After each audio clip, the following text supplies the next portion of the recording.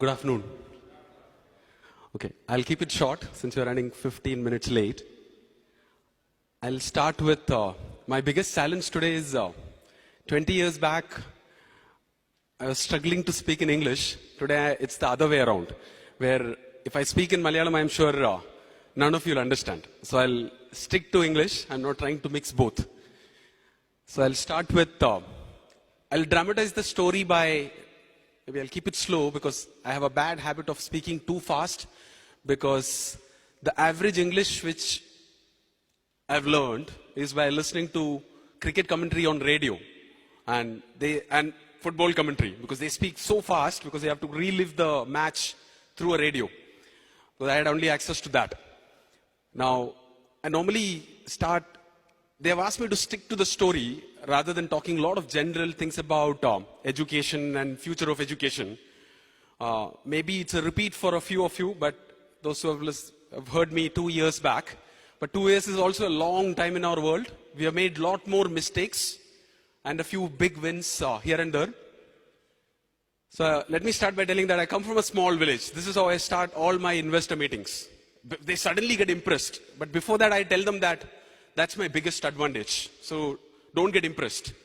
The fact that I've grown up in a typical small Kerala village is where I've learned how to become extremely positive, highly aspirational.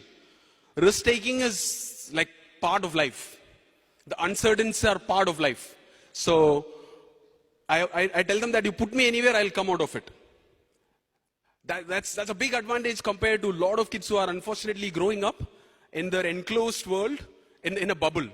So that's one thing which I'll tell all parents, that let them know what happens in real life. Don't just put them in a community, send them in AC cars. They won't learn life. That's very important. What they learn inside classrooms is important. What they learn outside classrooms, a lot more important. Now, I'll talk about, maybe through my story, anecdotal story, I'll talk about how entrepreneurship can be promoted, can be encouraged. It's almost like if I can do this, I'm sure almost everyone else can do it, because I didn't go to the so-called good English medium school. I went to a normal government school, Malayalam medium. I didn't have access to the so-called good teachers, great teachers. I had access to teachers who anyway used to come to class for sure. That's one good thing about the villages in Kerala. But the most important thing is what I've learned in my community, where all of us are equals. No one is superior, no one is inferior. That's if you ask me to name just one quality which has made me relatively successful, I will only use the word relatively successful because the day you think you are successful, the game is over. So again, you can't forget the background where you come from. That's what keeps us grounded. That's a big advantage again. So it's just the beginning. There is a long way to go before we call it a success. So let me go back a few years. The fact that I didn't go to a good school didn't have much of an influence on me because I used to bunk most of the classes anyway. 80% of my time I used to spend outside classrooms even during school time. To play multiple games. I have played a lot of games at university level. Every game will teach you one thing or the other, which are real life skills, which is important. How to play in a team, how to lead a team, how to have that killer instinct, how to perform under pressure. All these things, how to accept failures as part of life and get back again and go after, pursue your passion relentlessly to such an extent that you'll start winning slowly but surely. So, now, why education? Now, this is a clear example of pursuing your passion, capitalizing on your strength. So, I was forced to teach myself because I never used to attend classes. Learning is important, education is important is one good thing which parents have instilled me that long back. They also taught in the same school but never put me in their classroom because it will be difficult for them to explain to other teachers why this guy is not attending classes. So my mom used to be a maths teacher, dad a science teacher, but always gave me the full freedom to pursue whatever I wanted. And when people give you so much freedom, you will never exploit that. When someone trusts you so blindly, you will think twice before you do anything wrong. You'll always think about, so I will attribute, if I am an entrepreneur, it's only because of my dad. The kind of freedom which he has given me, because of which I'll say I never exploited that. So that's the reason why I was able to bunk classes and pursue those games. That's the reason why I was able to reject IIMs and start a business on my own. So if I'll say that I have a 5-year-old today, if I can be half as good as him, I'm sure I'll be a good dad. But it'll still be a challenge, because what you see all around, we protect our kids so much that they don't learn life. So so why education? Now we all know that I don't need to talk. I am someone who faced all the challenges which exist in our system. Having access to good teachers, challenge number 1. Challenge number 2 is learning driven by fear of exams and not love for learning. Now, anything which if you force, you can get everything done in 2 ways. One, you can force people to do.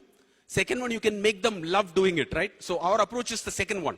We are trying our best to make sure that kids love learning. They love those subjects. We all know that the way kids learn when they are 3, 4, and 5, where they ask so many questions, somewhere along the line, our school system is killing that creativity. Students don't ask any questions because they have that fear of failure. Why they don't ask questions? Because they used to ask, like, that childlike curiosity we need to bring back in our students. They need to start asking questions to themselves, not to anyone else, to themselves. You ask questions to yourself, you will try seeking answers. That trying to seek answers is what will make us better learners. All of us need to become better learners. Purely, I'm not talking about learning for exams. Learning for life is a lot more important than ever before, because if you are doing things just based on what you have learned in school 10 years, 20 years, 30 years back, you won't be relevant anymore. Jobs are not getting lost. Jobs are changing. We need to change ourselves as a company, as an individual. So learning how to learn is what we are trying to do. Teaching that skill of learning how to learn. How do we create active learners? How do we create lifelong learners? How do we create lifelong continuous learners? Because 21st century, it's not about literacy the way we measure literacy. 21st century illiterates are not the ones who can't read and write. They are the ones who can't learn, unlearn, and relearn. If you take things for granted, if you try doing things the way you used to do 10 years back, you won't be relevant anymore. It's very important that we can adapt, because all of us can learn on our own if we want to, in things which we like and things which we are good at. So that's the most important thing. We should help our kids to find an intersection between these two, what they like and what they are good at. Normally they will be same. If you can help them find an intersection. Now, you might think, oh, aren't you doing only math and science? Math and science are just tools. They're just tools to learn the skill of how to learn. That's how you can get them ready for life. Because we all know that all of us talk about India is young. We have a young population. The average age, Praveen, can you just start slowing those slides? Byju Raveendran പങ്കെടുക്കുന്ന session